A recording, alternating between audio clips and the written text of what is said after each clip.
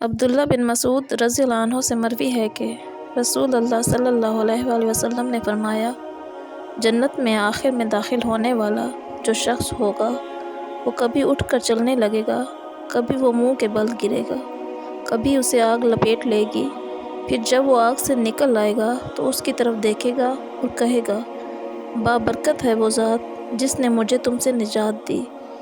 اللہ تعالیٰ نے مجھے ایسی چیز نعمت عطا کی ہے جو اول و آخر کسی کو نہیں دی ہوگی۔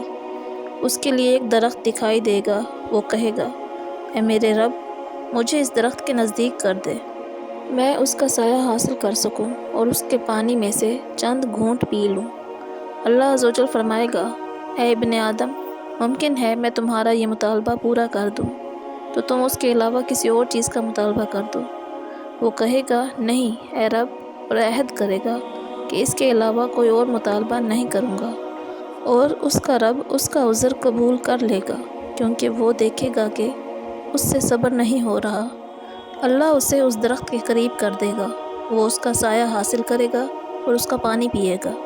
پھر اسے ایک دوسرا درخت دکھائی دے گا جو اس سے بھی بہتر ہوگا، وہ کہے گا، اے میرے رب، مجھے اس کے قریب کر دے تاکہ میں اس کا پانی پی سکوں اور اس کے سائے سے لطف اندوز ہو سکوں، میں اس کے علاوہ تجھ سے کوئی اور مطالبہ نہیں کروں گا۔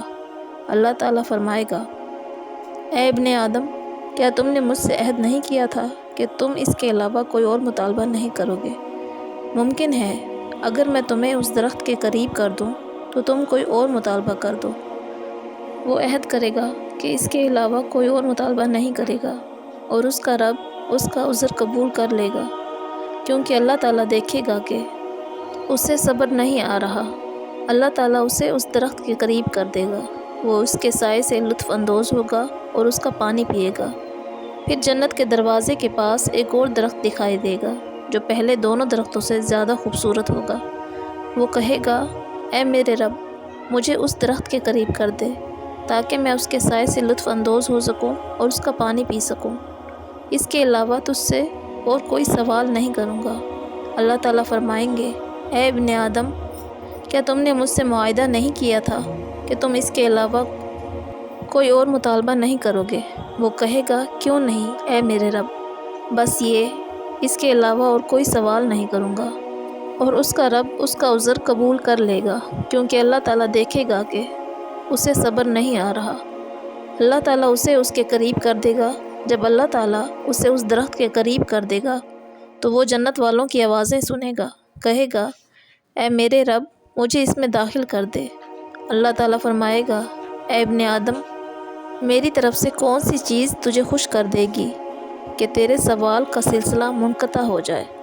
کیا تمہیں ایک دنیا اور اس کے ساتھ اس جتنی دوسری دنیا دے دوں تو کیا راضی ہو جاؤ گے؟ وہ کہے گا، اے میرے رب، آپ رب العالمین ہو کر مجھ سے مذاق کر رہے ہیں۔ عبداللہ بن مسعود رضی اللہ عنہ ہنس پڑے، کہنے لگے، کیا تم مجھ سے پوچھو گے نہیں کہ میں کیوں ہنسا؟ لوگوں نے پوچھا، آپ کیوں ہنسے؟ عبداللہ بن مسعود رضی اللہ عنہ نے کہا، رسول اللہ صلی اللہ علیہ وآلہ وسلم بھی اسی طرح ہنسے تھے۔ لوگوں نے کہا، اے اللہ کے رسول صلی اللہ علیہ وآلہ وسلم، آپ کیوں ہنسے؟ آپ صلی اللہ علیہ وآلہ وسلم نے فرمایا، اللہ رب العالمین کے ہنسنے کی وجہ سے۔